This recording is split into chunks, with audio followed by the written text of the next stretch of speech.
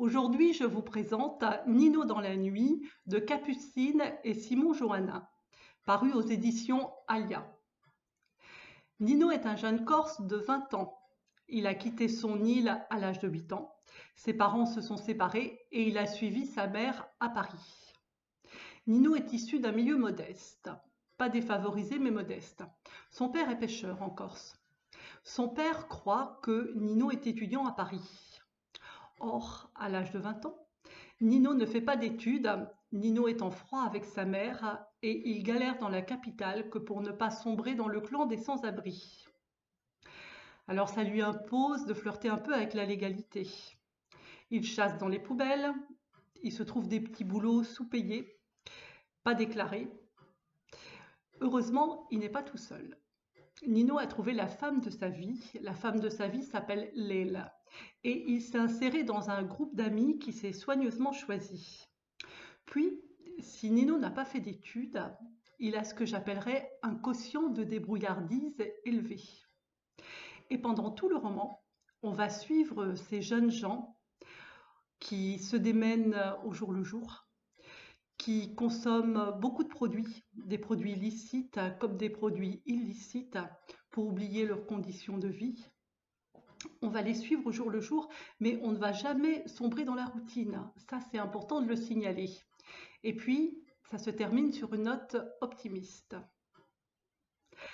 Alors, en quoi ce roman est-il intéressant?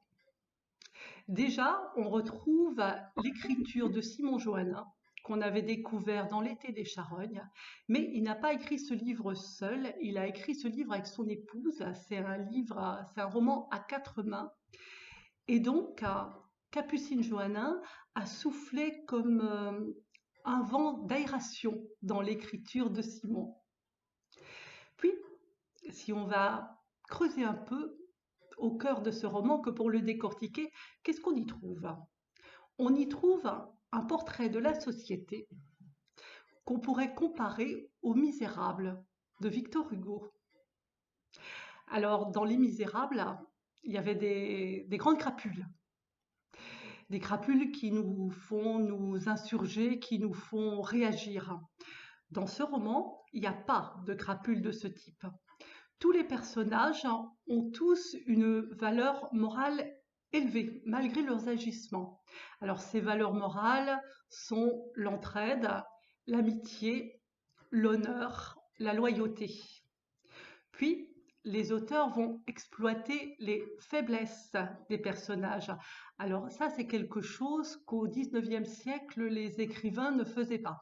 Au XIXe siècle, il n'était pas question d'aller susciter l'émotion des lecteurs. Et ce qui était important, c'était la qualité des descriptions et la qualité de la narration. Alors ce qu'on peut dire, c'est qu'en 2 siècles, la façon d'écrire a beaucoup changé. Alors, ce qui frappe aussi, si on veut faire une comparaison comme je l'ai fait avec Les Misérables, c'est la façon dont nos besoins, en moins de 2 siècles, ont migré. Évidemment, les besoins primaires restent toujours les mêmes. Boire, manger, se vêtir, trouver un toit. Dans Nino dans la nuit, ce qui est le plus important, c'est de trouver un toit. Parce que pour le reste, il y a les centres commerciaux. Et pour le reste, le bagne n'existe plus et on ne va plus en prison pour avoir volé un pain.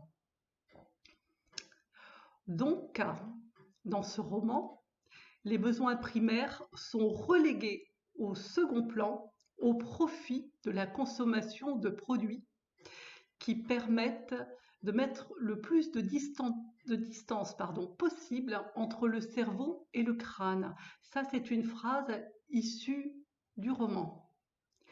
Alors, vous allez me dire que c'est pas ça qui va les aider à sortir de leurs conditions. C'est pas la consommation de produits, bien au contraire. Donc, je suis d'accord avec vous, hein. Donc, Nino a un atout. Nino a un atout que volontairement, je ne vous ai pas dévoilé. Il va falloir, pour le découvrir, ouvrir ce livre et lire Nino dans la nuit de Simon et Capucine Johannin. À lire. Si, si.